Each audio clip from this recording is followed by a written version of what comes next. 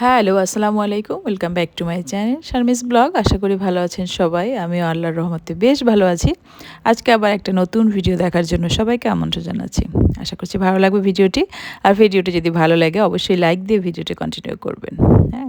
একদম সেলাই মেশিন থেকে ভিডিওটা স্টার্ট করলাম। আসলে অনেকক্ষণ ধরে সেলাই করছিলাম। আর এটা আমার একটা আ কাস্টমাইজ এবং অর্ডারের একটা কাজ ছিল। তো এই আপুর কাজটা আসলে অ্যা আমি না বলতে পারিনি। আমি যদিও মেশিনে কাজ অতটা করি না। কিন্তু একসময় খুব বেশি পছন্দ করতাম বা করতে ভালো লাগতো। কিন্তু এখন আর ওরকম করা হয় না। কিন্তু আমার যে টেইলর আছে, উনি এটা না বলে দেয়াতে আমার কিন্তু এই কাজটা করতে হয়েছে, হ্যাঁ?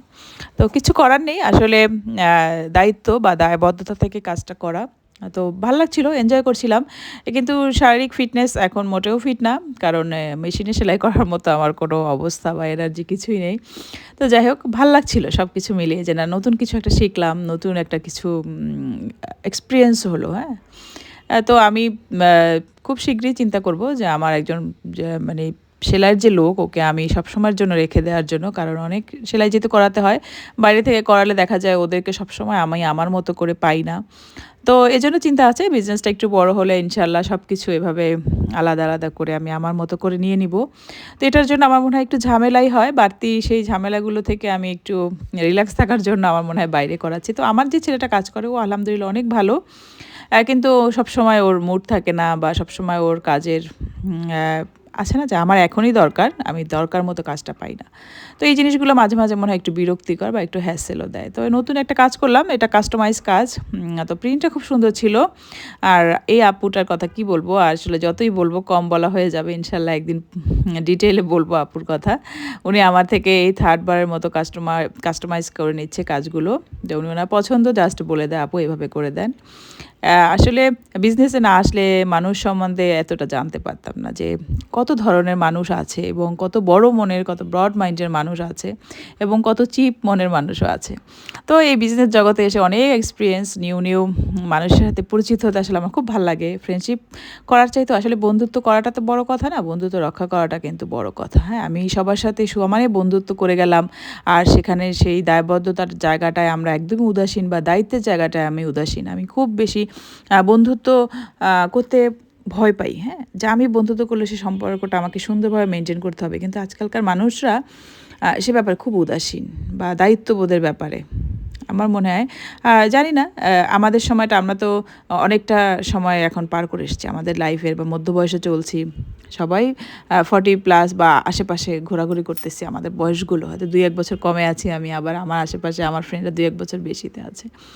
তো এই সময়গুলোতে এসে আমরা ছোটবেলার মতো সুন্দর করে আর সেই বন্ধুত্বটা মেইনটেইন করতে পারি না। দেখা যায় আমরা দায়িত্বের জায়গাটা এখন ভুলে যাই যে আমরা নিজেদের আ একটু বেশি কমার্শিয়াল করে ফেলি। তো এইজন্য না খুব ভয় পাই যে বন্ধুত্ব কথায়, কথায় করে ফেলবো।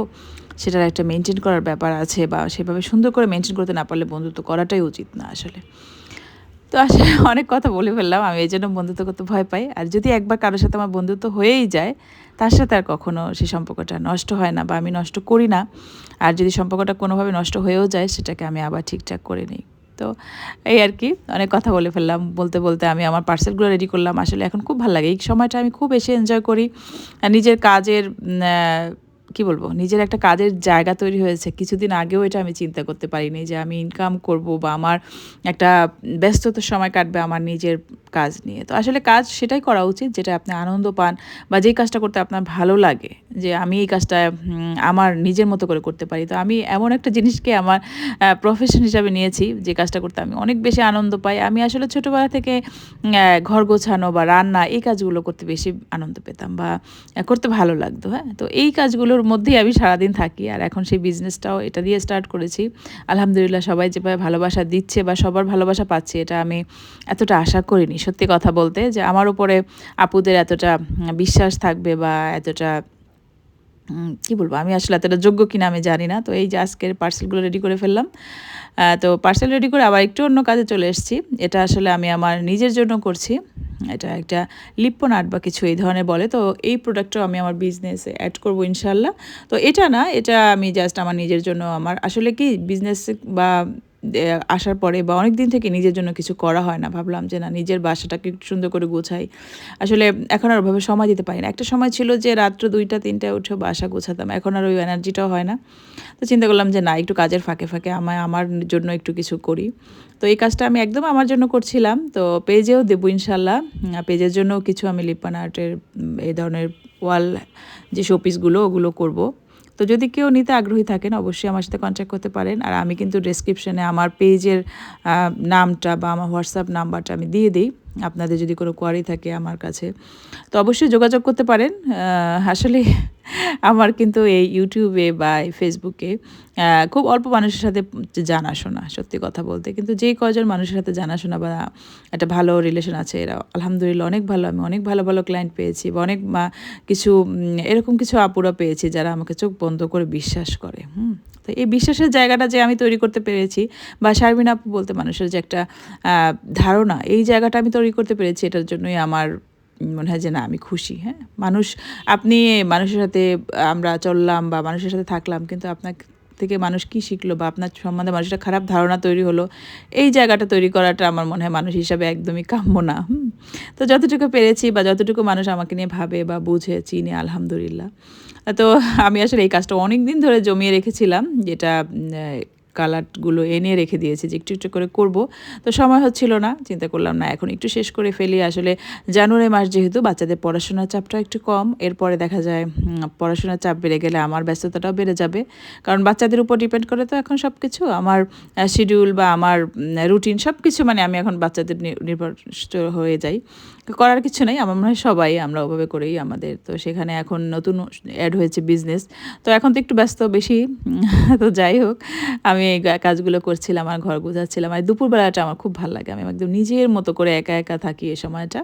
আসলে আমার মেয়ে বাসায় থাকলেও বুঝতে পারি না যে বাসায় আছে না, ওর রুমেই থাকে, কখনো প্রয়োজন ছাড়া দেখা যায় বের হয় না, ও টেবিলে থাকে বা ওর মতো করেও থাকে। তো আমি আমার মতো করে দুপুরবেলাটা কাটাই। ছেলে ছিল স্কুলে, ছেলে এই টাইমটা স্কুলেই থাকে, ওর কোচিং টোচিং নিয়ে সারাটা দিনই সে বাইরে থাকে। তো মা মেয়ে একদম নিরিবিলি সময় কাটে আমাদের। আর এই যে সেন্টার টেবিলের ক্লথটা দেখালাম, এটা কিন্তু আমার পেজের জন্য। তো একটু ফটোশ্যুট করলাম, একটু রিলস বানালাম, ভিডিও বানালাম, এটা অলমোস্ট সেল হয়ে গিয়েছে। এটা হয়তো আর কিছু পিস আছে। ভালো লাগলো যে সবাই অনেক বেশি পছন্দ করেছে, আমি আমার নিজের জন্য একটা রাখবো। তো আল্লাহ হাফেজ, ভালো থাকবেন সবাই।